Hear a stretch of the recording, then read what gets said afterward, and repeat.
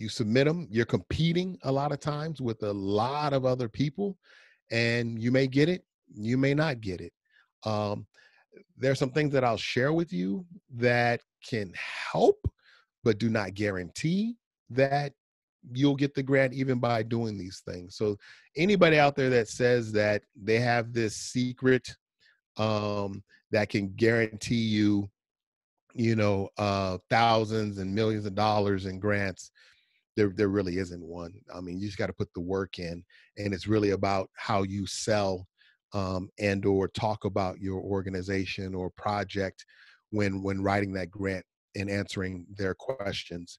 And so um, as we begin to look at a lot of this. So just so you know, Chris and I were talking right before you all came on that I'm currently in the process of writing another grant. It's a state grant. It is for up to $200,000. It's a 1-year grant with the possibility, if funding is still available, for up to be renewable for up to 2 years. So technically, it could be a 3-year grant. Um, and so what's interesting about that, and you need to realize this, is that, that language. So for example, I have a grant right now that I'm collaborating with another organization on. I'm written into that grant, and I have $40,000 written into that grant.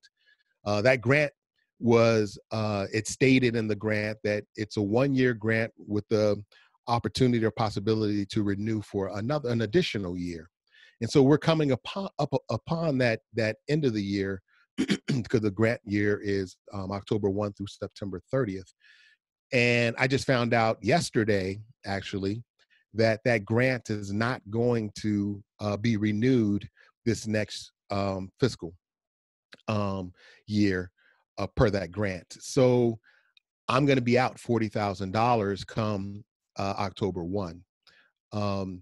Yes, the grant said that it's a 1-year grant and that there's a possibility, if the money's there, for another year. But as you can see in my situation scenario, it's not going to be there. However, with that being said, because we didn't spend all the money that we were written into that grant for, we do have the possibility of doing a no-cost extension, which means any monies that we did not spend, they will allow us to spend that money into the next fiscal year. So October 1 until we expend it. And we tell them how long we think it'll take for us to expend that, spend down those dollars in the next year. And so that's helpful when you haven't spent all of your money in that first year. And a lot of times you don't necessarily want to do that because there are circumstances with certain situations that depending upon how the grant is written, that they will not allow you to spend. You can see my head. Most of them do not allow you to use money and carry it over or forward, if you will. Because what they end up doing a lot of times is money that's not spent, they'll use to create another pot, if you will, to be able to add to some other additional funding that they have, then to award to a whole bunch of other people. So the majority of the time, you're not able to carry forward or over dollars. So it may seem like that could be a good strategy of like, hey, let's not spend too much money the first year, so we'll have a little bit to carry over the next year. I wouldn't gamble on that or bet on that, because that's not normally how they allow. With nonprofit groups and businesses, when it comes to grant money, they're giving you that money. They want you to spend it. They want you to spend it. The reason that we had some monies left over was because of COVID-19. So we weren't able to spend down the dollars in the manner in which we actually told them in the grant we would do, because of just all the circumstances that you could imagine that came up in trying to work with different people and public gatherings and things of that nature. So don't let that be a trend or habit that you try to establish to save money, or transfer money or carry over money. That's not a good idea. So that's one of the, so I am writing a grant right now. I'm going to share with you some of the things that, because it's fresh, that I look at when beginning to look at these grants, and some of the terminology and things that you'll need to have in place. And so I'm going to go ahead and share my screen. If there's any questions thus far, I'll give a little 1 minute for people to drop that in there so I can maybe answer that as I'm doing this. If you have any questions, go ahead and drop it in the chat.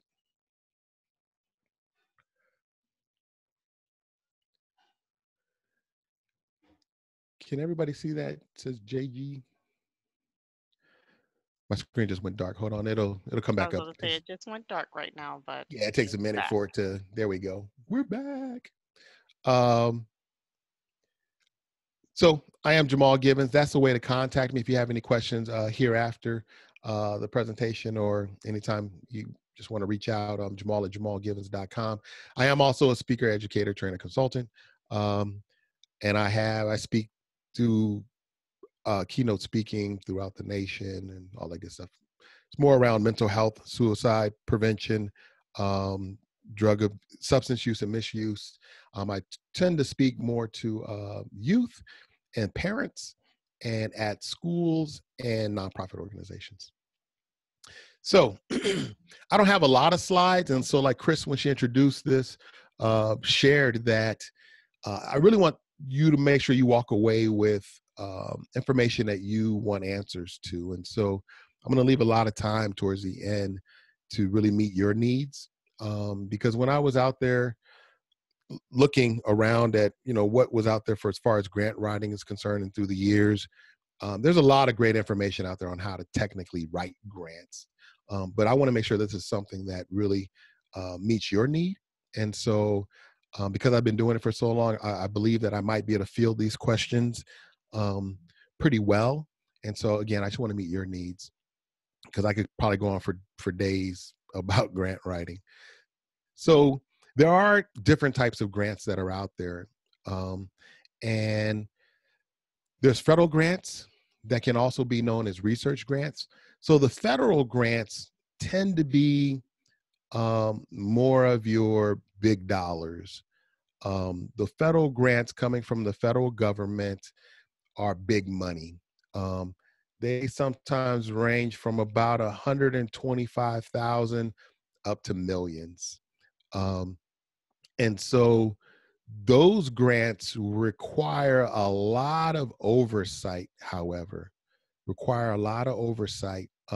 you have to have a lot of different processes, policies, and things in place in order to meet the requirements to apply for federal grants a lot of the time. And so they are pretty strict in how you can use monies a lot of times. But with that being said, because they give out so much money, a lot of times their monitoring system is not as stringent as we might see with the other types of grants. What I mean by that is they don't have the staff to monitor and watch and make sure that all of the I's are dotted and all the T's are crossed. And so what gets people in trouble, I think, with federal grants is some people knowing that and then trying to find ways to not meet the eligible requirements or not have the things in place, but say that they do. And then they have a project officer or administrator come out to visit your site or your place of business. And then they come to find out that you don't have any of that. And then that's when you end up getting in trouble and lawsuits and stuff of that nature. So really pay attention to when you're looking at grants in general, any of these, that you're really reading the fine details that are there. So, and the federal grants tend to be a lot more competitive in that you're dealing with bigger organizations and companies that normally go out for those type of grants. I'll say this now, but this goes for all of them, because I don't want to lose this thought, is when, even though bigger organizations, and when I say bigger, I mean those organizations that might be 5 million up to 100 million, doesn't mean that you shouldn't necessarily put your name in the hat.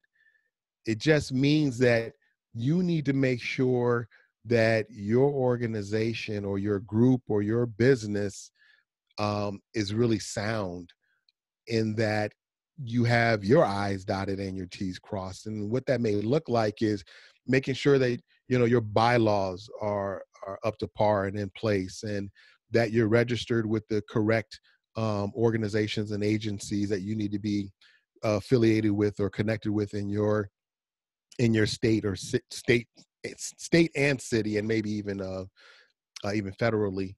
That means making sure that you have evaluation and data to back your project, or even being able to share your experience, or have written down your accomplishments and the experiences that you do have.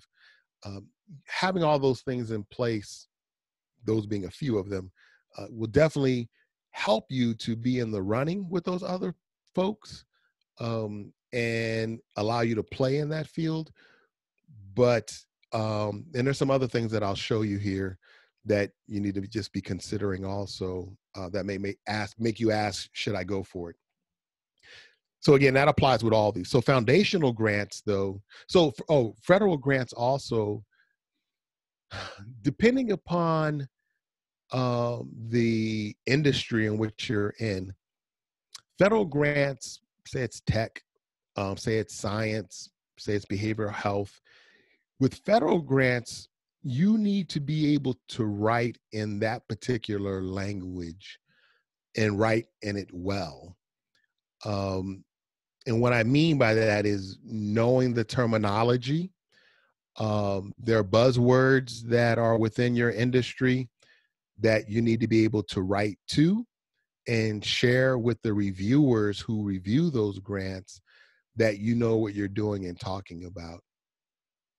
A lot of times what happens is that you might be trying to break into the industry as a newbie, and you think you know the terminology, but it may not be the terminology that the feds are used to, because a lot of times those of you that are have a business and your boots on the ground, if you will, you're probably sometimes even more advanced than the federal government and where they are, because they're slow and they're behind. And so you have to be paying attention to the language in the grant. And then you also need to be paying attention to the other type of awards that they gave out to people for that particular type of grant. That'll help you have a better understanding of what they're looking for. If you don't use their language, even though you might be, hey man, this is cutting edge, this is where we need to be, they may not be there yet, and they may not be using that terminology or those theories or whatever it may be. And when the reviewers are looking at it, because a lot of them, the federal reviewers, a lot of times are people in the ivory tower, if you will, who haven't been on the streets in a while. They don't even know maybe what you're talking about. So again, that's with federal, right? Because you got to remember, when we talk about federal, these are, the suits and ties and all those folks. And I don't mean that disrespectfully. It's just that a lot of times the majority of them haven't been in the field or on the streets in years. And so they're making decisions in which they haven't participated in everything that you all have been doing every day, up until even writing the grant. So it's different. It's different. So now moving to foundational grants, what's cool about foundational grants are really more specifically geared toward issues. They tend to be more geared toward grassroots efforts. they tend to be more leaning towards smaller organizations. Um, the other thing that's really cool about foundational grants is that they like to hear a story. They want a story. These people that give money to foundations, they want to fund a story. They want to help something move along that will give them credit and notoriety that, hey, the people that donate money to our foundation, they've given to a good cause. So you got to be able to write a great story, and really use um, you know uh, quantitative data, using focus groups, using quotes, using somebody's personal story, and things of that nature. So what's really different between the federal grants, federal, city, county, and state grants versus the federal foundational grant is the flavor in how you tell the story. Again, federal grants, more science, a little bit more, I don't know, just not as flavorful. It's a little bit more dry, to be honest. Because when I reviewed, I've been a reviewer of grants also. Some only like one or two from the science standpoint, and those are extremely dry. Um, but on the foundational ones in which I've reviewed, those are more like just stories. Like you're reading a book, and you're like, "Oh man, I really want to, yeah, I want to fund this one right here." They're telling a great story.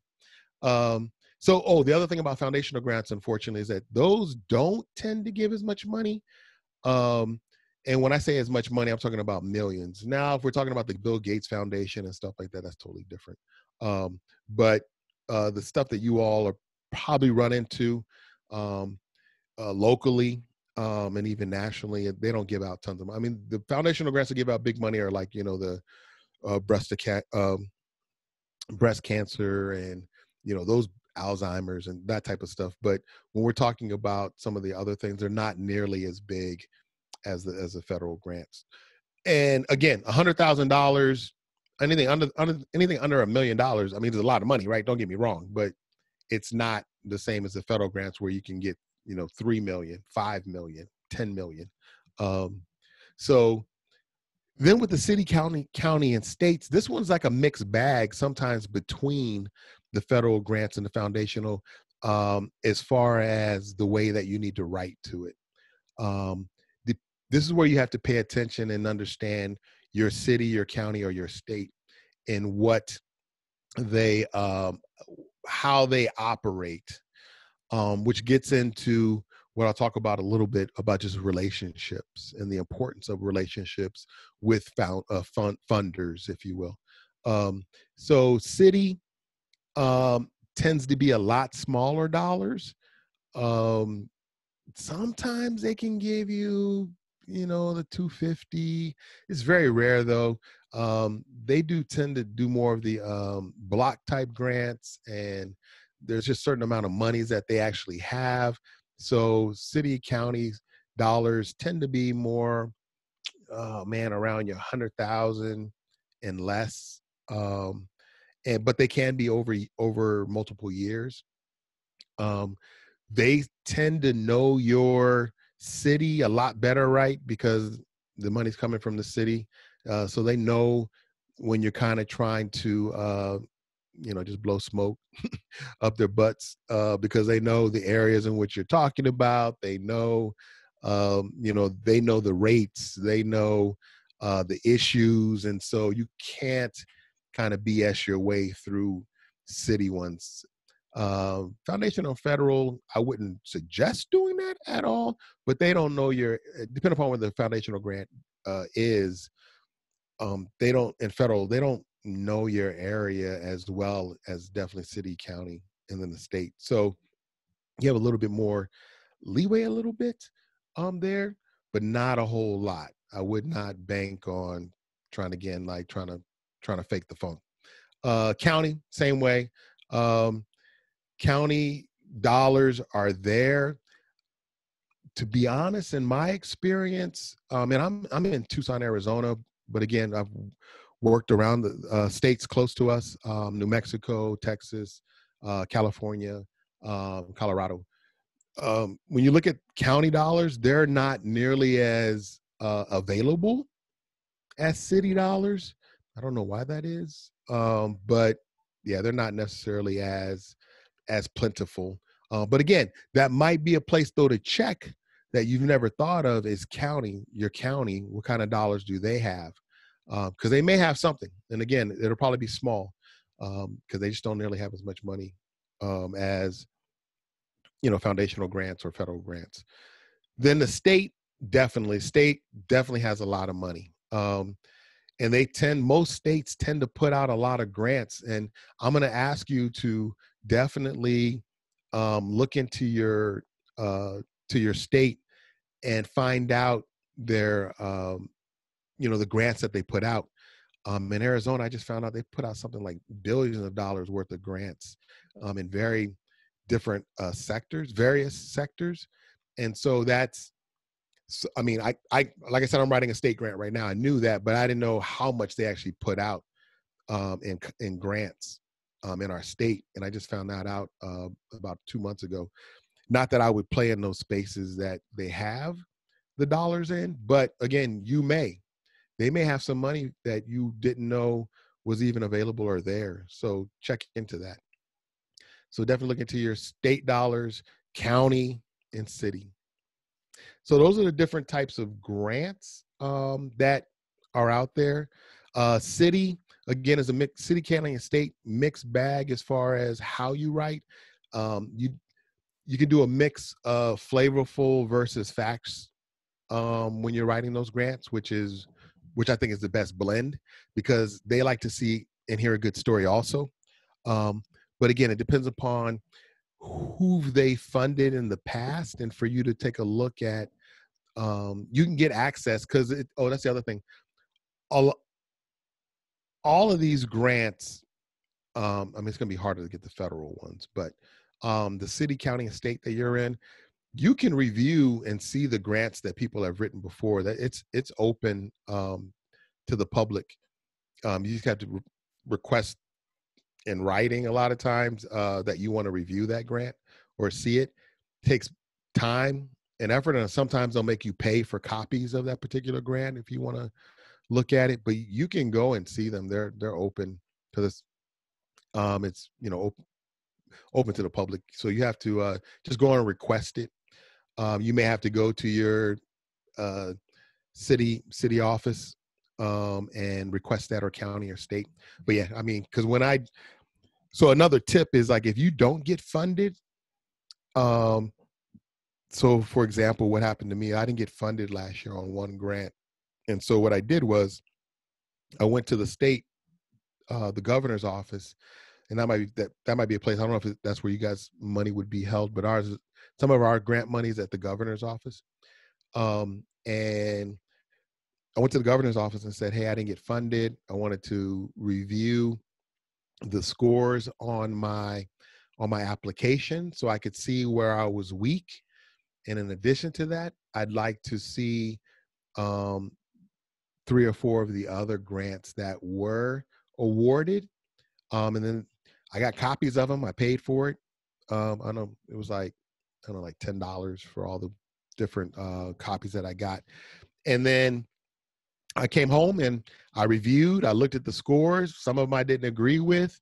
I didn't think this other person should have got this score, and I thought I should have got higher on this, that, or another. But it gave me an idea, looking at these 3 or 4 different grants against mine, where I was weak and where I can do better. So don't be discouraged if you don't get awarded. But then go do the research afterwards to find out, okay, what areas of the grant was I weak in? Why did they maybe score me lower in this particular area? So that's one of the, not challenges, but I mean, it's just one of the things you got to do when you write grants. If you want to be good, you got to go back and say, hey, and do the work after the grant is put in and you put in all this time, like going back and looking at, why didn't we get funded? Okay, let me research this. Let me study. Let me see where I could have done better, or things of that nature. So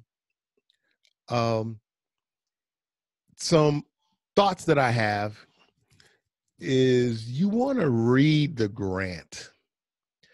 A lot of times what I've seen people do is they will look at a grant that they see, I don't know, in the news or on an email, and they'll read the title of the grant and then believe that, hey, this is for me. Um, but they don't take the time to sit down and open up the 12-page document and read through everything to see if it's truly a fit. What they'll do is they'll read the title and maybe the first page and see that it's for, you know, $300,000, and they're like, "Yep, that's me. Woohoo! We're going for the 300,000." And then they jump to the part of, okay, where do I fill it out? And then they begin to, like, you know, look at the questions of the application, but they didn't take time to read all this stuff that's in between, um, that has clues to how you should actually literally answer some of the questions that are actually in the application. In addition to guessing that they are just looking at the first page and not looking at the stuff in between, the stuff in between gives you sometimes links to articles or documents or other websites that they want you to use in order to prepare your application. So you need to read from page 1 to page 100, if it's 150, if it's 50, 12. And a lot of times some of these things they're pretty big. You just got to take the time to read that fine print. And so what I'm going to do real quick, I'm going to stop sharing my screen and I'm going to show you, just in case you haven't seen one, and if you have, just show you the one that I'm about to write now, what it looks like, and what I mean. And so let me see where it is.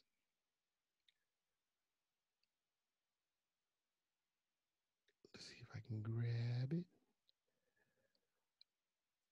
All right. I think I lost it.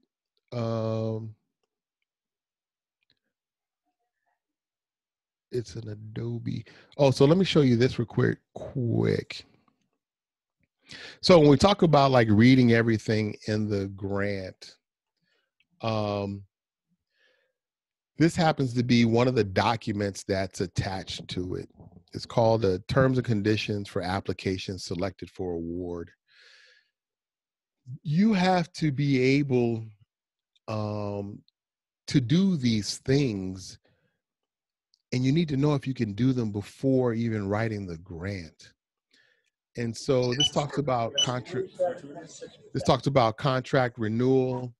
This talks about amendments. It talks about fund management. It talks about you having a DUNS number and CCR. I'll come back to that in a minute. Talks about reporting requirements.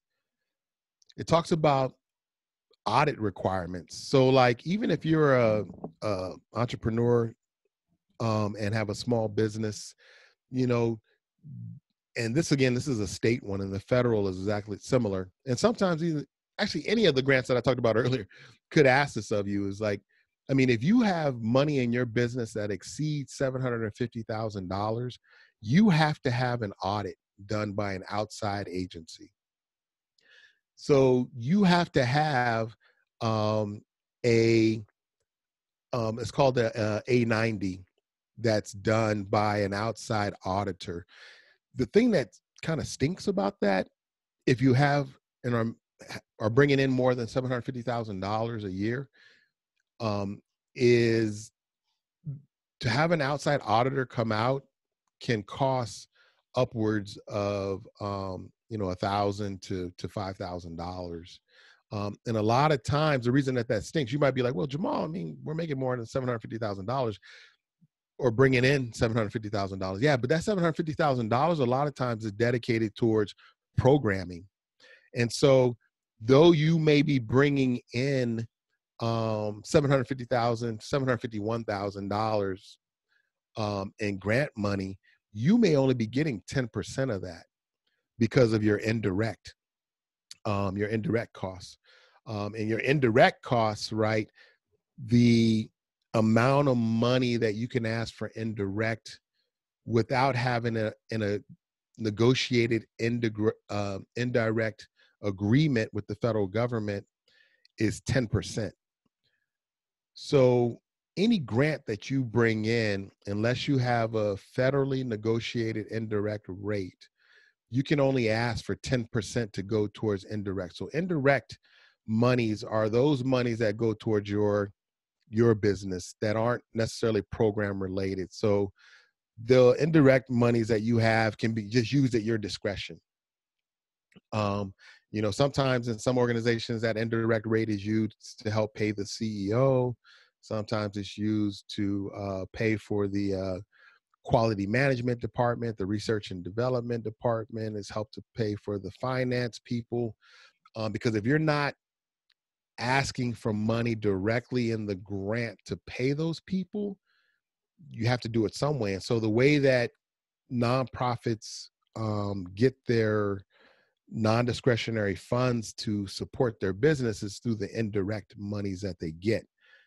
So if I write for $200,000 in this grant, I get $20,000 because that's the 10% rate that I can get without having a negotiated rate and approval from the government and stuff. So of that $20,000 from the grant that I'm gonna write on this one, I can use as I want to.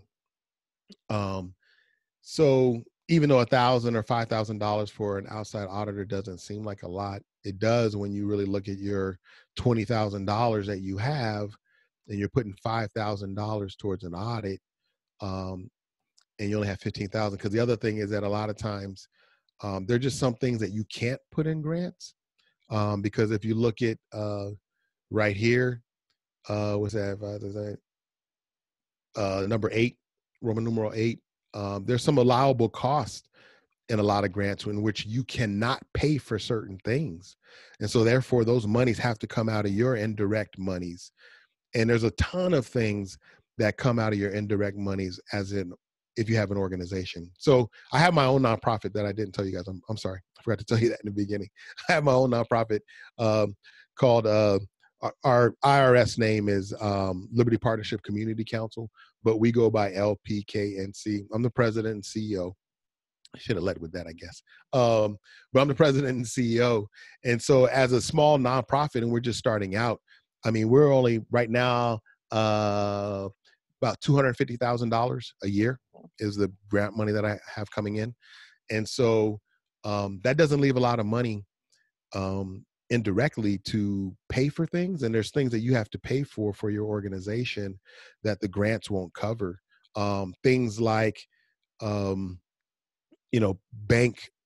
bank fees, for your, or your payroll. I mean, the grant will help you pay for the salaries of people, right? But it won't help you pay for your ADP or your Paycom or your payroll processing people. And so you have to pay that out of your own monies. It doesn't help also pay for, unless the grant will allow it, but, certain travel expenses, for conferences that aren't related to the grant if you didn't put that money in there. So anyway, so you want to make sure that, and in order for you, and also in order to have a good audit, if you are making more than 750,000 or bringing in more than 750,000, you want to make sure that your books are in line. That's regardless of how much money you're bringing in. I'm going to tell you that I've seen a lot of people not do well or end up failing because they want to take the shortcuts on managing their money properly. If you're a small organization or a business or an entrepreneur, it's better to start off on the right foot and do it correctly from the get-go.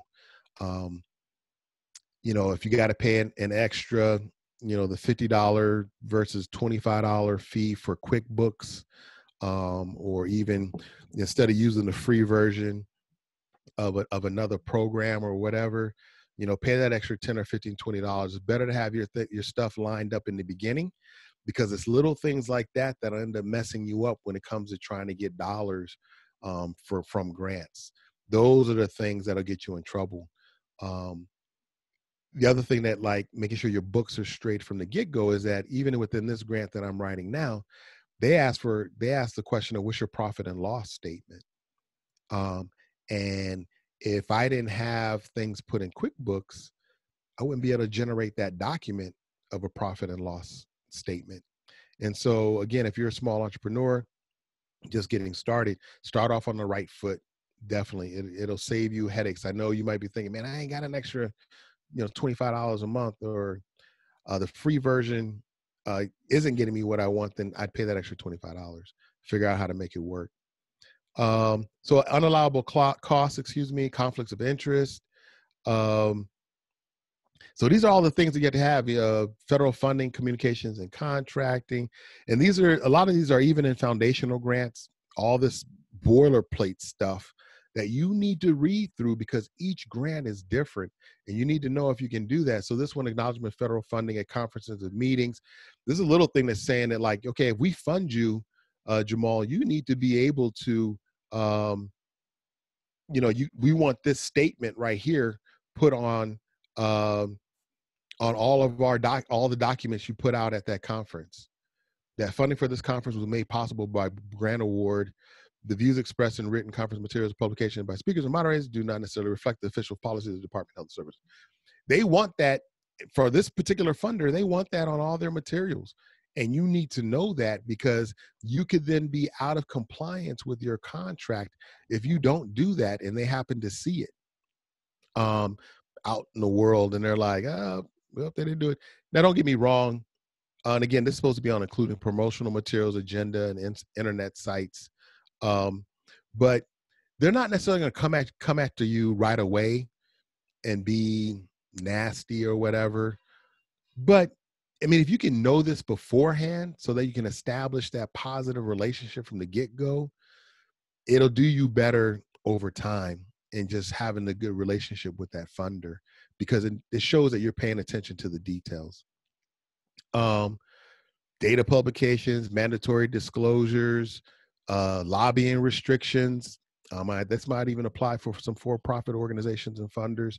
Do you have a drug-free workplace? This is, again, a state one, but the federal is the exact same way. They want to know, even as small as you may be, I only have 3 employees, but we do have a drug-free workplace policy in place. That's the other thing, like I said earlier, just making sure you have your policy and procedures in place. Start working on that now if you don't, and including these type of things. Trafficking victims, knowing this is letting you know that they're letting you know that you need to report on these type of things if you witness or know somebody that's being trafficked. Confidentiality of alcohol, drug abuse, data collection and performance management. They talk about how to handle that. Here's one of the things I was telling you about earlier, where, like, in this grant, it's giving me a clue, like, hey, I should go read this healthy people thing right here. And it gives me a link on what they might be looking for when I write this application. Healthy People 2020. Oh, okay. That's what they're looking at. They talk about here how they recognize same-sex spouses and marriages. And if you, for some reason in your organization, don't necessarily, want to go that route or believe in that or whatever you're doing, then these may not be dollars you want to apply for. Legislative mandates, executive order about the healthcare. And then there was something else I wanted to show you all in here. So these are all, the other thing I wanted to share was this right here. This is huge. This is something that a lot of people don't think about. So a lot of people believe that when you write a grant, that you get money right away. There are some grants who will give you the lump sum of money, and those are very few. The reason they're not going to do that, same reason that, most places don't give you your paycheck, your annual salary all up front, because you could quit midway and then have to fight you to get it back. With grants, There are some grants that are called cost reimbursement grants. What that means is that you have to spend the money first and then submit a receipt or invoice, if you will, and then they turn around and pay you back. A lot of times, I'm sorry, they that could be a 30-day net. I mean, it could take up to 30 days. Sometimes it's 60. So you have to make sure you have a plan in place that, like, for, let's say, the first month, you spend 10,000. You've budgeted to spend $10,000 through this grant. Now you got to submit at this is July 31st. You spent $10,000. Now you submit it to the funder. Now the funder is going to turn around and get it to you maybe in 30 days. So now you have to spend another $10,000 in August, and you're not going to get your money from the first $10,000 until August 20th, August 30th, maybe, depending upon, again, how it's written. So you got to make sure you have enough money to be able to cover the cost or create the cost so that you can get reimbursed, if that makes sense. And so this grant is that's called cost reimbursement. Now, if you look here, the grant shall submit a final reimbursement request of no more than 10 days after the contract terminates. But then it also says here at the bottom, you have to have enough money to meet the obligation for up to 10 days. So they're going to turn around and give the money back to us within 10 days. Woo!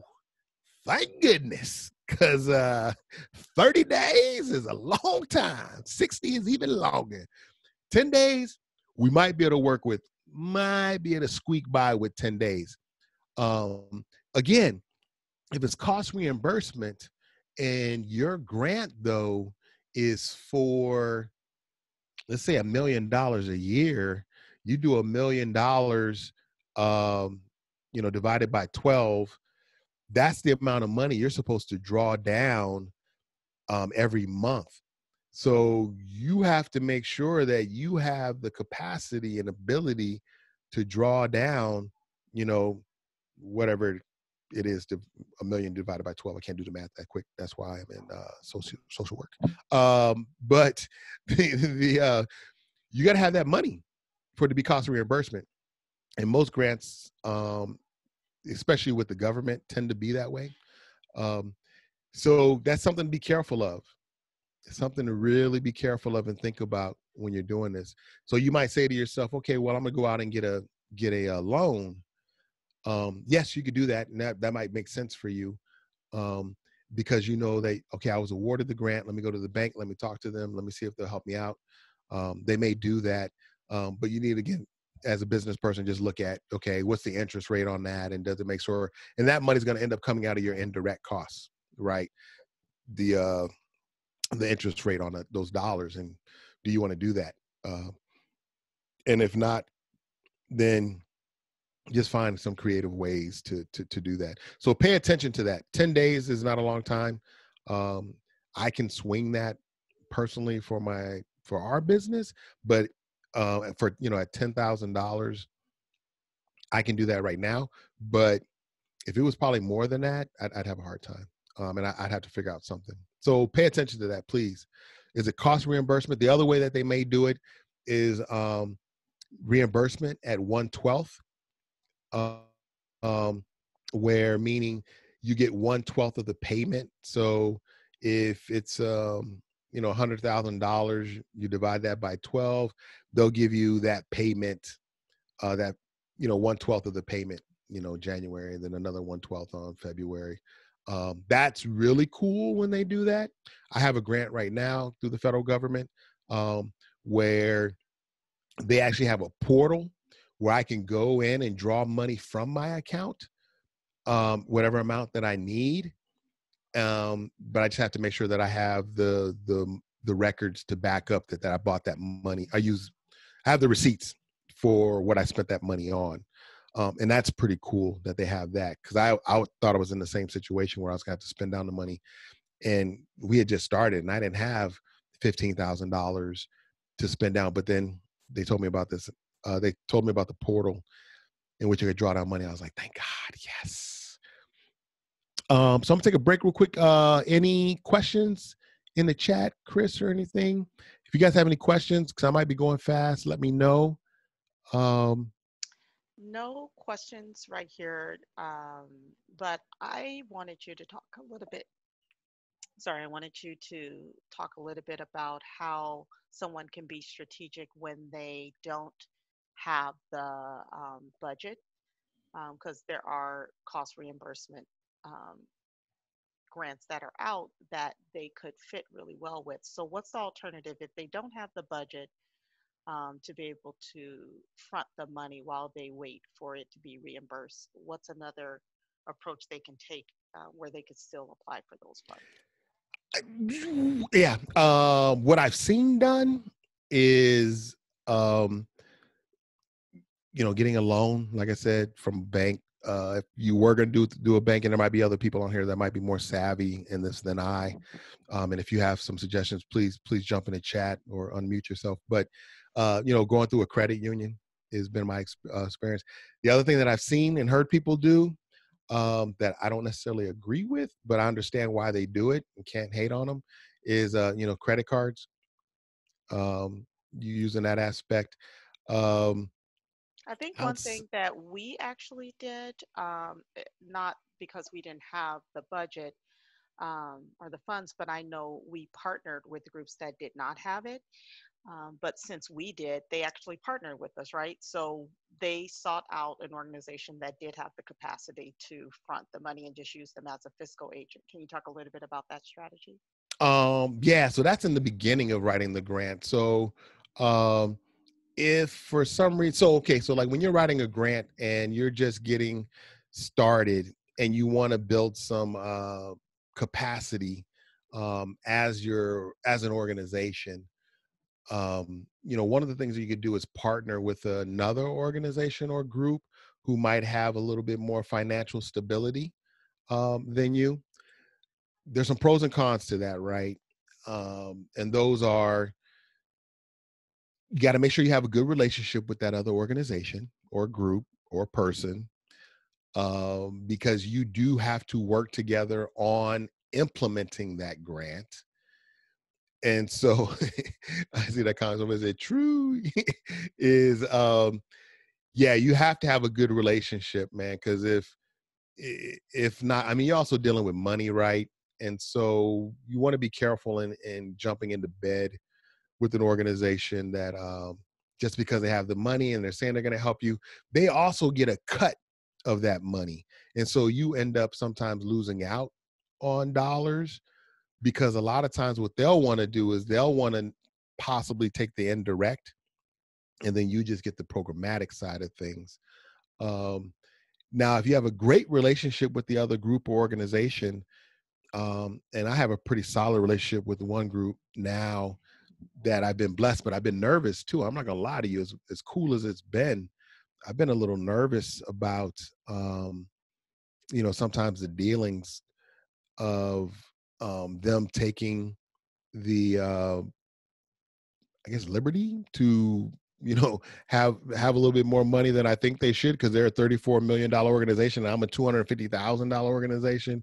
Why do you need an additional 10,000 from this grant when I could use it? Um, but with that being said, if you have to start out, that is one way to do it. And again, I have a good relationship with this one organization that's helping.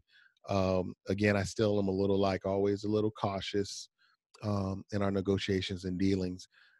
Just like with this last situation I was telling you guys about, they called and said that the grant was ending, and I was like, okay, did they send a letter or anything? And they were like, well, we got a no cost extension. And I'm like, okay. And they were like, so you need to write your last invoice for $5,000. And I was like, right now? I'm like, the grant's not over yet. And I still got to draw down like $20,000. And so come to find out that there was miscommunication, Because my thought was like, hey, they're trying to take $20,000 from me so that they can put it into some different line items that they can have a no cost extension on, because they're going to be having some staffing issues also. And I was like, wait a minute. So I wrote them an email last night and I was like, hey, there's $20,000 I'm supposed to have. So did you put that money for me in the no cost extension so I could draw down on it come October, November, and December? And then the lady wrote back and she was like, let me talk to the CFO. So she's like, I'll get back to you tomorrow, Jamal. And I was like, all right, cool. So I get a call today, and come to find out it was all miscommunication. But they wanted us to continue drawing down, July, August, and September. And then there was some additional dollars that they did put in the no cost extension. That was like $10,000, but it wasn't the 20,000. They wanted us to spend the $20,000 for the next 3 months. But it ended up being a misunderstanding due to some email communication, right? That can happen. But those are the little things that, again, that just lets you know where my head and heart is, right?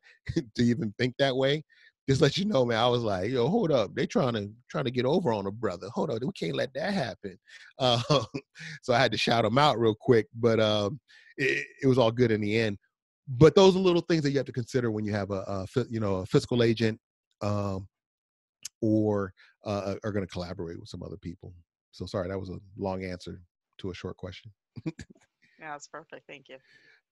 All right, so let me jump back into the presentation real quick.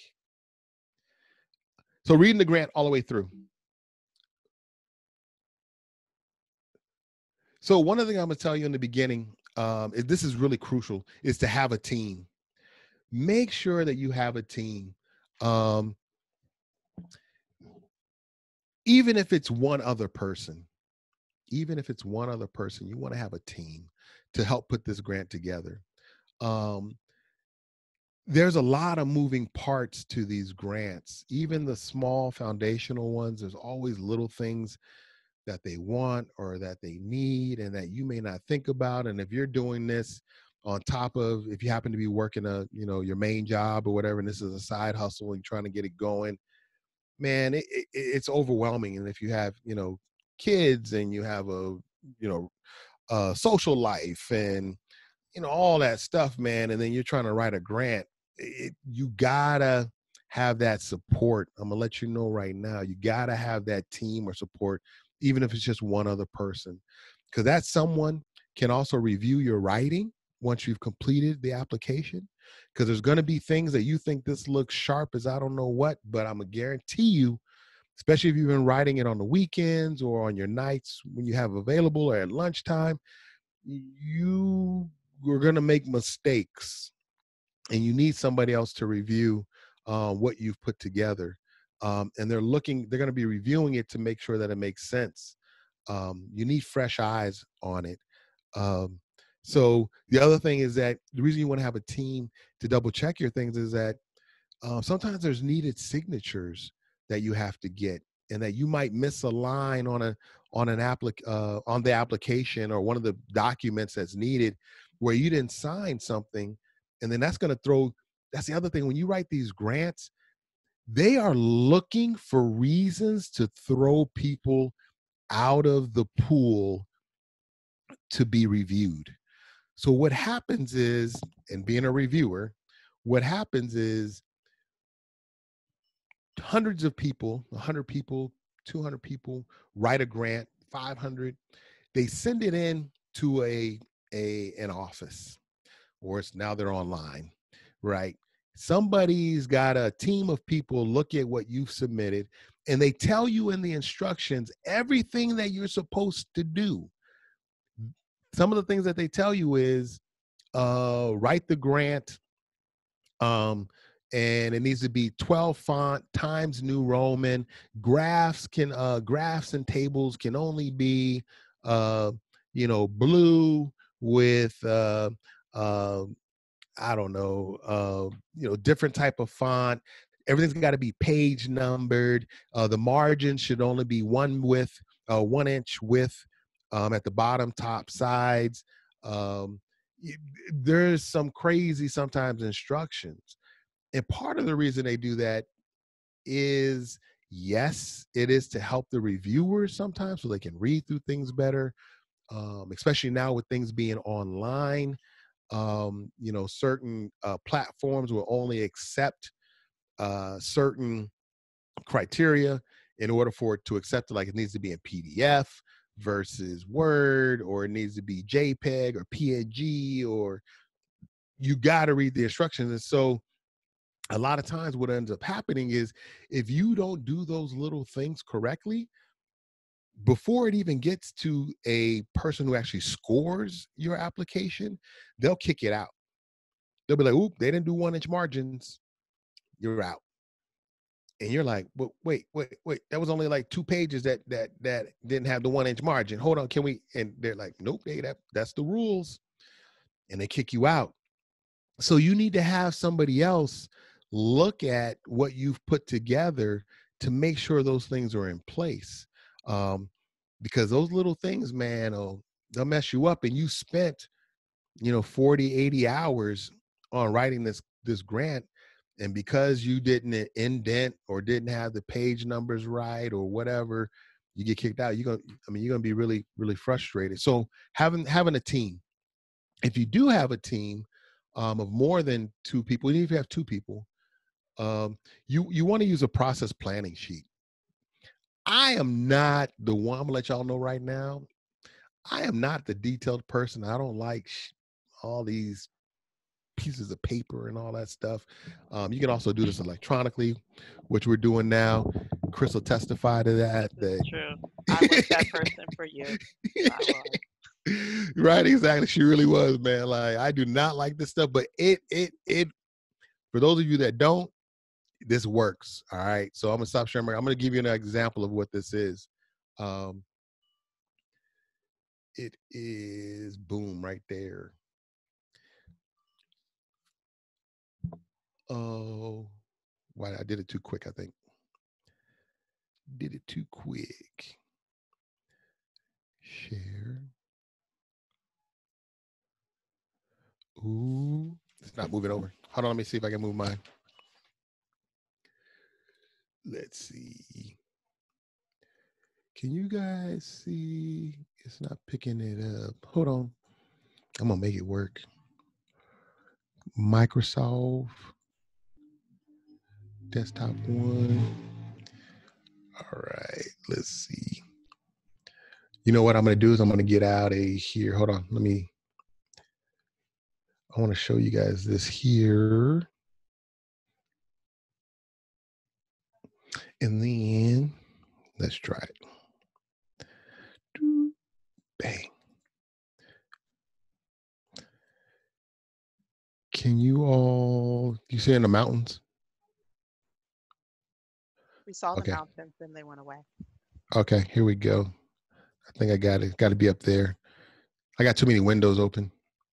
Are you seeing this Governor's Office of Youth, Faith, and Family? It's a Word document? Yes. All right. So yeah, this is an example of a process planning sheet. And I think Chris probably has something similar. If you guys want this one, I don't mind sharing it with you all. Actually, to this day, that is the same exact one that I use. You know what I mean? Hey, if it ain't 7 broke, years, don't right? fix it. Exactly. So what we do is on this is, like, as you can see, so the grant that we're writing for is called the Trauma Informed Primary Prevention Program. We put the name of the actual grant. It always has these weird numbers and letters. A lot of times, even on foundational grants, they just have a name or maybe a number attached to it. So you put the item on the left-hand side. You have at the top, responsible party, due date, and completed. This is something that, you put the items that you want in here. For us, this is just like the attachments. As you can see, it's not applicable to anybody. It's just an overview. I have a team of people that normally help write these. Currently, I have 3 people that are helping. And what I do is I cut and paste from the grant itself and I plop it in here. And so sometimes there's just some instructions that are helpful. You need proof of current registration in the federal system of award management, which is SAM. You need proof of your 501c3 status, your federally approved indirect cost agreement, if applicable, audit reports, right? And then we'll put some things here, like some things to remember, like I was just talking about earlier, right? Page numbers are included on pages in sequence, and a table of contents is included with page numbers referenced. You need a table of contents. Hold up, wait a minute. Okay, you need a table of contents. That's good to know. And then you have to reference the page numbers too. So this is a real table of contents. Okay, it's good to know. Oh, there we go. Should be in 12 point font or larger, single spaced, not what's that one? The other one, single and a half space or double spaced, with 1-inch margins or wider, and single sided. Okay, that's good to know. Oh, we need original signature, so we can't do that. The signature from Adobe. We have to actually have a wet signature on there, so you need original signatures. That's good to know. So little things like that will get your application thrown out from the get-go. And then again, and so the other thing about having this sheet is that you can share this with your teammate or mates, so that they can go through also and look at this. And then you set up the again, this is just some information about how many points are awarded for each category of this particular grant.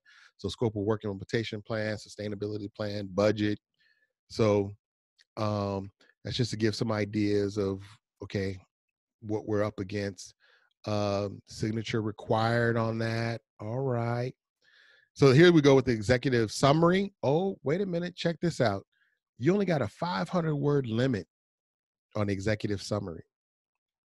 Oh, okay. That's good to know. Because a lot of times what's going to end up happening is some of the platforms that you can do it electronically they'll let you go over, because you got to remember the platform that they're using a lot of times for you to write in these grants is for a bunch of different other groups and grants also, not just yours type of grant, if that makes sense. So they're using the same platform that everybody they fund, they use the same platform. So they may have a executive summary in the platform that you're supposed to apply within that actually allows 1,000 words. And you might be like, check it out, I get 1,000 words. But your grant application tells you only have 500. So your best bet is to listen to your grant application and only put 500 words. Because when they're going through, there are some people that will spot check and be like, ooh, they got 525 words. Okay, they're out. So things like that you got to pay attention to, because you see it jumps from 500 here, executive summary, to the next one, program narrative, 1,000-word limit. So now you got to stay within that space or limits. So here, just the question that we have to answer. That's the other thing that's important about reading the grant in its entirety, right? A lot of times, when you're writing the grant, you want to answer the question. I'm going to say that again. Read the grant, read the question, answer the question. Don't try to put a whole bunch of other stuff in there that you think gets to the question, or read the question, answer the question. What gets people in trouble is they never answer the question. Me, as a reviewer of multiple grants through the years, that's how people get low scores. They don't answer the question. So you say, Jamal, well, what if I don't really understand what the question is? This is where relationships come into play. I didn't speak on it earlier, but I'll speak on it now. You want to, as best as you can, try to connect with the person that's overseeing the implementation of the grant. There's normally a procurement person or a person who is in charge of the process of that grant going out. You some way, somehow want to establish a relationship. When I say relationship, I'm not talking about a buddy, let's go out and drink or, have beer and yada, yada, or a glass of wine. No, I'm talking about just reaching out to them and saying, hey, really interested in this grant. Can you tell me, ask them a question, um, some grants, they do allow an opportunity for what they call a pre-proposal conference. A pre-proposal conference is where they bring people together, and probably now virtually, where they go over the grant. If they have a pre-proposal conference, you want to go to that pre-proposal conference. I'll say that again. You may think that I don't need to go. I know what's going on. I know where they're coming from. You want to go to that pre-proposal conference every single time they have one, because they're going to highlight to you and you're going to learn things that may not be in the grant that you're going to learn by being in the room physically or virtually with other people. Because toward the end of them going over the grant, there's going to be people who are going to ask questions. And some people are more bold than you in asking some questions that you think like, psh, they ain't going to tell me that. Well, guess what? Mr. Charlie next to you doesn't care, and he's going to ask the question, and they're going to either slip up in giving an answer to the question that you thought they wouldn't answer, or they're going to deny and be like, Charlie, man, we can't answer that. But sometimes there are some people who actually award the grants that are a little bit more loose with the lips than others. And you get to pick up on little things that might just give you an extra 5, 10, 20 points. And so you want to pay attention and go to those meetings, because a lot of people ask great questions and you can learn so much by listening to those questions, because they may even have a question that you didn't even think about asking, that now you're like, ooh, dang, I didn't think about that. Hold up. Ooh, oh, yep, didn't include that in the proposal. Never thought. Hey, thank you for that question. I'm gonna take that, right? So those are some of the things that happen at pre-proposal conferences that are really, really, really, really, really, really, really important. And that's one of the things that some people don't do. The other reason I say go each and every time is because even though you've gotten money from this particular funder maybe in the past, something could have changed. And so you want to know what that change is. And the change, it's a small change too, on page 32, and you didn't even pick up on it. But guess what? At that pre-proposal conference, they talked about it. And not only was it on page 32 and it was only a sentence, they spent 15 minutes talking about that change. Out of everything else, they spent like 5 minutes. But guess what? That 15 minutes must mean a lot. So, hey, because I was at the pre-proposal conference, I got to hear that. Now I know that's important to them, even though it was just a sentence. So relationship building is really important. And again, just reaching out to the person that's names included with it. Again, make up some type of question just to establish a rapport, even just letting them know that, by letting them know that, hey, Jamal with LPKNC is applying. It just builds a relationship, just builds a relationship. So that's something that's really, really important. So answer the question. It's really important. That's the other place where the team member comes in, when you can have somebody else review your grant or your application, because you want to specifically tell them, hey, I want you to review this, not only for all the other stuff I told you, but did I answer the question? It's so huge. You think that's so simple, but the problem is that when you start writing, you get into this place of, I know what they want. I know what they want. I'm gonna put this down here. Oh yeah, I got it. Ooh, I'm rolling with it. Oof, steam's coming off the computer because you just flowing with it. But you didn't answer the question. You didn't answer the question, man. Read the question, answer the question.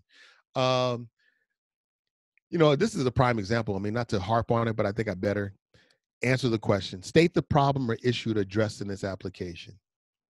So many people don't answer the question. I've reviewed grants like this with that statement that they don't do it. So with the process planner sheet, we got all the questions here. And then what we end up doing a lot of times, and we'll put next to, so state the problem or address, we'll put the person's name, right? Because we have the person responsible up here in this column. Okay. Let's say, Chris is going to answer number A, or number A, letter A. So I put her name right there. All right, Chris. So you're going to state the problem or issue addressed in this application. When do you think you can have that done? We want this grant in by July 24th. So when you going to have it done by? And, you negotiate with that individual. If you have a team writing this, and even for yourself, if it's even you writing, negotiate with yourself as far as, when am I going to have this letter A done? When am I going to have letter B done? When am I going to have letter C done? Okay, Alicia, you're going to handle letter C? Okay, that's what's up. Cool. When do you think you can have that done by? And then you'll begin to see, as the due dates fall in place, okay, well, Alicia, you know what? Chris isn't really going to have hers done until, Wednesday. Can you actually have yours done Tuesday instead? You know what I mean? So then it just helps people understand kind of what their workload is, what they need to do, if they're going to do it on the weekend. And so these are all so now, right, we went from, this is interesting too, right? We went from 1,000-word limit to this next section of 1,500 words. Now, this is the other thing that you have to understand too, is remember, if you have 1,000, answer the question. If you have 1,000-word limit, you got 1,000-word limit. You don't have 1,001. You don't have 1,001. You got 1,000. What tend to happen a lot of times in most scenarios, I think maybe this might be when you've written a while, is you end up having more information than what you need. And so you have to cut. A tip: it's easier to cut than it is to expand. Say that again. When you're writing something and there's 1,500-word limit, it's easier to cut than it is to get to that 1,500 a lot of times. And the reason being is because a lot of times with the 1,000, if you write under 50, because let's use this, the 1,500-word limit. If you write under 1,500, that means that you've really written to the point of, I answered the question and I'm only at 1,000. You think you've answered it. So now you got to come up with 500 more words that are not fluff, that are or that are answering the question to get to 1,500. Now, if you write 2,000 words because you've answered the question and it's really robust and it's, gets to everything that you need, then it's easier to cut. And when I say easier, I don't mean easy. I just mean it doesn't take nearly as much thought to cut than it does to come up with stuff to get to a 1,500-word limit.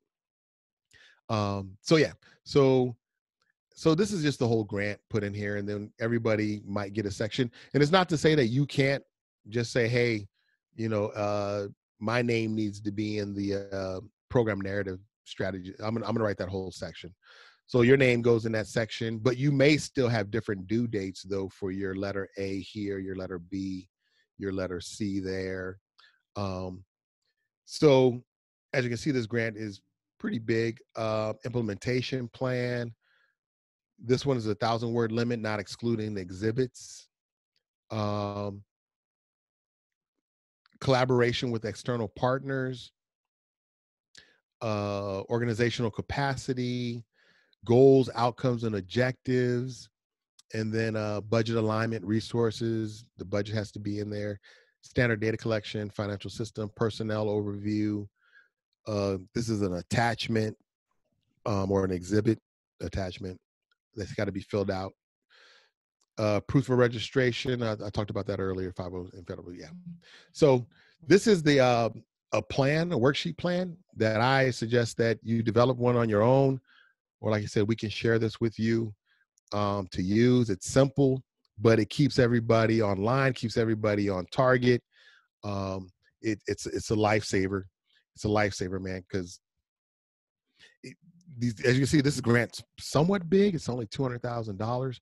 Foundational grants, even if it's $5,000, might be a little bit easier. But sometimes they ask for just as much crazy things where you're like, why in the heck do they need all that? But hey, they asked for it, you got to give it to them.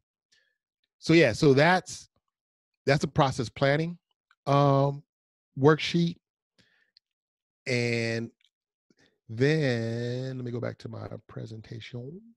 There we go.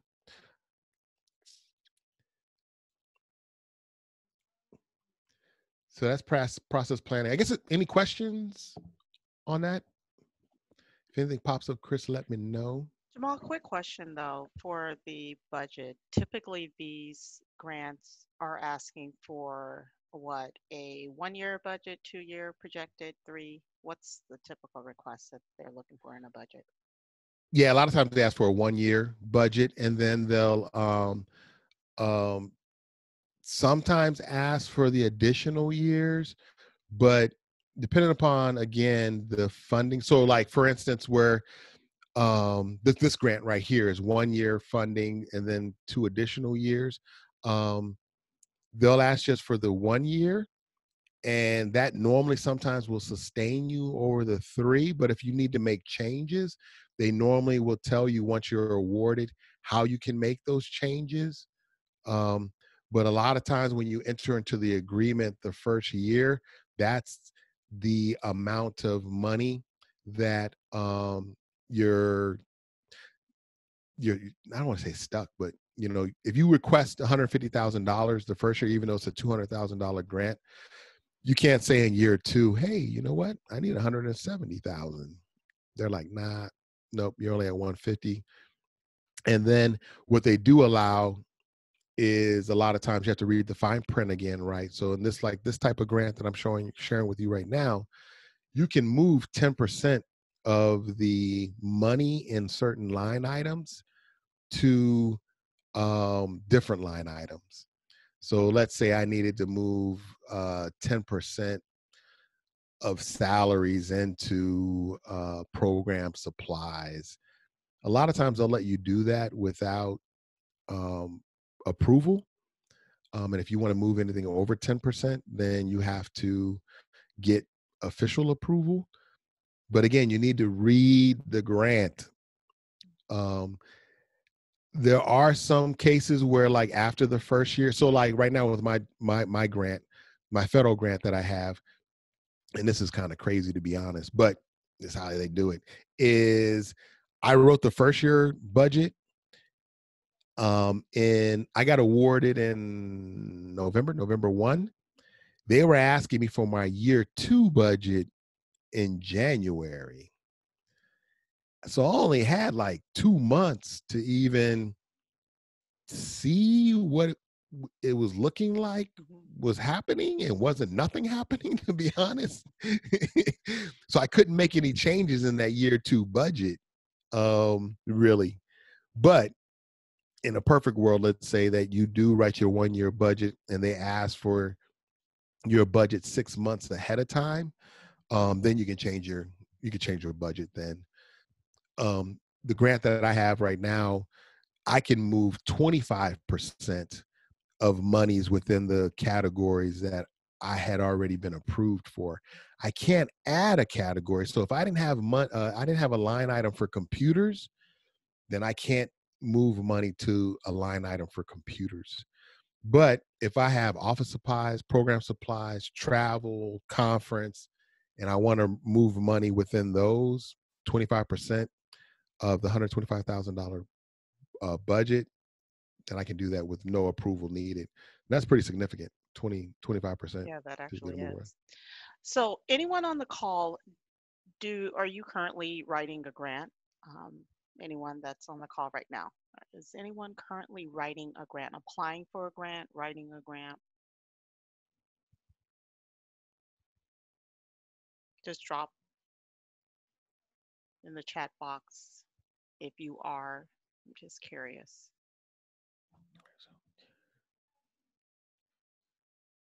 So no one is writing a grant right now. I do know there are a lot of funding coming down the pipeline, and you even mentioned it. The state of Arizona has a ton of funds right now. One of the things that I have seen from clients,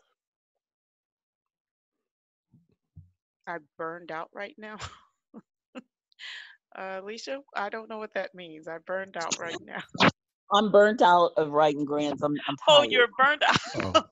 Yeah, So I'm you sorry. have I been was writing. swiping. Yeah, I was swiping and it just said what it wanted. It corrected itself. But I'm burnt out because like Jamal said, it's like you have to read every page and it might be Hmm. 150 pages and I'm like, oh my gosh, it's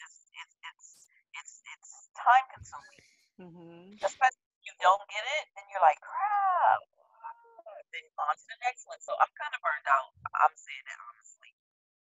You know, one of the things makes that I sense. think is important to touch on, we have one of the co-founders on the call tonight, but there is a team of people putting together a platform that will help reduce the time commitment that we as grant writers or grant seekers have on the front end of trying to find these grants. And then once you find them, identifying whether or not they're a good match.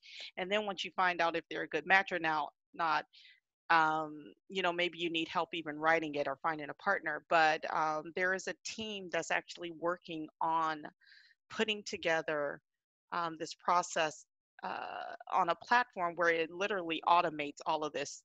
Everything comes in to one portal and you're able to access it as an applicant, but the funder is able to access it to put their content in there, or it feeds in from another platform, and then the reviewer is able to go. I mean, it's a dream come true because oftentimes, to your point, Elisa, and what Jamal has been saying tonight, is that a lot of these grants that are coming out, especially out of the Fed and at the Fed and state level, are just monsters. And so it's really important to have a team. I mean, when I worked with Jamal, I was one of four, including Jamal. I was one of four. And it really helped to have that support system. And all we did was write. And then we had another person that packaged the grant.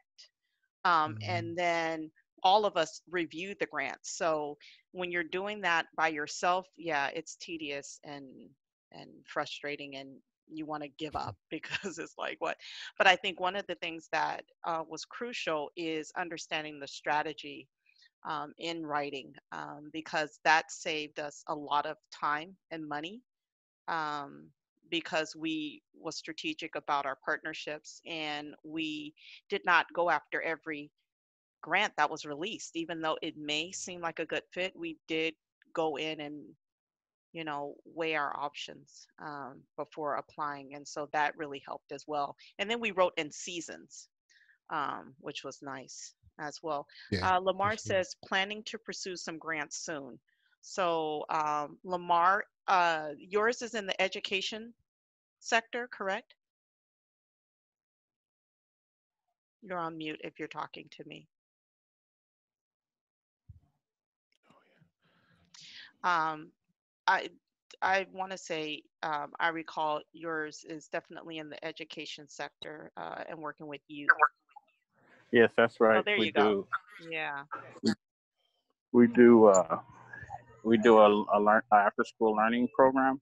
Hmm. So some of the dollars that we want to go after are for working with youth and youth development and also education.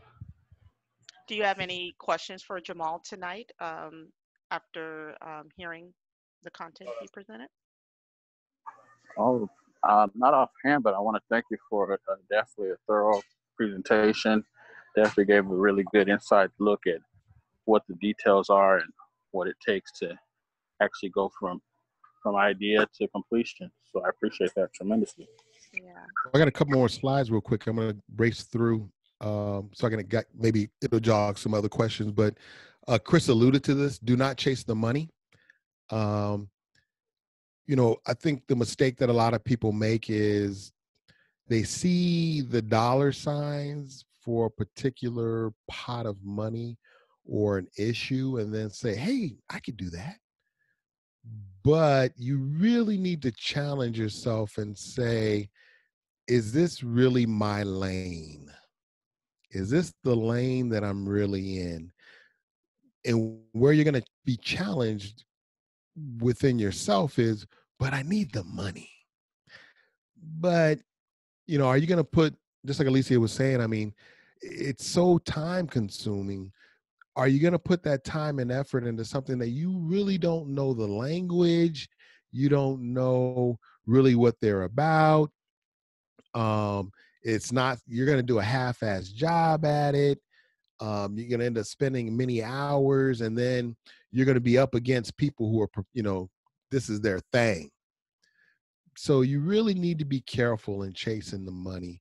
Know who you are, know what you're about, know what you kick ass in, and go find the monies to support what you do. There is a lot of COVID-19 money out there. From my perspective, and this doesn't make it that this is where it is how it is for everybody, but I haven't applied for any COVID-19 money because that's not my space, meaning the funding that's out there for COVID-19 in my area is about PPE and jobs and supporting those people that are don't have jobs right now. It's not my lane. Believe me, I had the thought like, I'm a good facilitator and trainer. I could do some job education training, but it's not really what I'm great at. So I'm not going to chase those dollars. Does it make me a little sad? Because I'm like, dang, I could get like $250,000. Yeah, but it's not my lane. So don't chase the money. The other thing I was going to tell you all is turn your grants in early. Turn your grant in early. This grant right here that I've been sharing with you all is due July 28th. I'm turning it in July 24th. The reason you want to do that is because things are going to happen that you are not planning for or thinking for. Things like trying to upload into the system they said that you have to upload into. And if you try to do it the July 28th when it's due and everybody else is trying to do it, guess what? The server gets bogged down. When the server gets bogged down and yours doesn't make it, and then you try to tell the funder, hey man, I was trying to like upload my stuff and hit the submit button and it wasn't going through. What's good? What's good? They're like, it's supposed to be due July 28th at 10 p.m. But it wasn't my fault. It was a server. July 28th, 10 p.m. So turn your grant in early.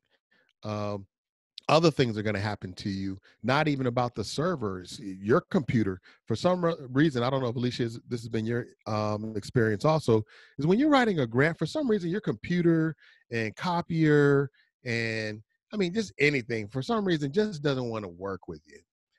So you end up being frustrated and trying to put things together. And you're like, why is this happening now? So that's where that process planning she comes in too, is allowing and planning for yourself to have 3 or 4 days to be able to troubleshoot some of these things that happen. So those were the last 2 slides that I had that I wanted to share with you all. All right.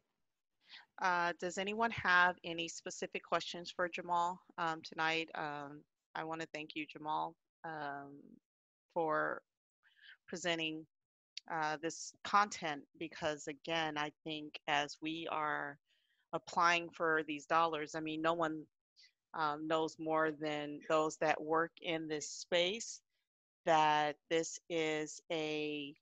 um, is just a very competitive space. And unfortunately, when you're applying for COVID dollars, it's not just you applying for them in that sector, you're applying for them along with people who are working in the restaurant world and people who are, I mean, you're applying with everyone. And so it can be frustrating. I mean, I have had clients who have been able to secure funding, but not everybody has been able to do so. And so it's a lottery ticket. That's what I tell everybody. It's a lottery. And so it just is kind of like you're just trying to pick what is going to be your vice. Am I going to go for the long money that's going to take a little bit longer, or am I going to go for the short money that's kind of a gamble? So I guess it's whatever best fits your niche that you're in. But again, I appreciate the content that you provided for us tonight and the resources as well. So anyone who is seeking to get this recording, again, it's going to be available on the We the Plug platform. And you can go on there by Friday of this week to access that. And then I'll also add the process planning form that I still use to this day. It's just a really great resource. And yeah, so it's Well, I want to fantastic. give you a plug real quick. I think I saw you sent out something saying that you're doing something on grants that might be a little bit more Yes, detail oriented. yes. August So something. yeah, so in August, I will be presenting specifically on all the documents that you'll need to help put your strategy together. And we'll be talking about how to identify partners. So Jamal highlighted on that. I'll deep dive a little bit more in how to find those strategic partners and what processes you should have in place to do that. So yes, that's coming August, I want to say 5th maybe, but all of it is going to be on, it's all on the membership platform. So if you're on there, definitely go on there and check it out and see more about it. Wow. So Alicia says this was the most realist presentation that I've seen in 5 years. You know what? We really appreciate that, Alicia. One of the things that We the Plug endeavors is whoever we bring on as partners, whether they're facilitating, whether they're presenting a product or service to the community, we want to make sure that they understand that we're looking for quality that is not just content based, but also actionable items that can be executed. So we really appreciate that feedback. Yeah, thank you. We are intentional about that. But so Jamal, again, kudos to you for just taking out time. I know what it's like when you're in the throes of grant writing heavy like you are right now. So thank you for taking out the time to do this. The thumbs up. Thank you so much. So again, you all can reach out to Jamal directly on the membership page and message him, or I put his website link in the chat box. You can also find him on LinkedIn at Jamal Givens. And You email me at jamal@jamalgivens.com. yeah, and he can answer questions. So, and also if you're looking for someone to help with consulting around a specific issue, he does do that as well. So, all right. Well, thank you so much, Jamal, for taking out the time. Really appreciate it. It's almost 8 o'clock, so we're giving back a couple of minutes to each and every one of you guys for your time tonight. So thank you all for your participation, and Thank we you look all. forward to seeing you all again soon. Bye, everyone. Everyone have a good one. Peace.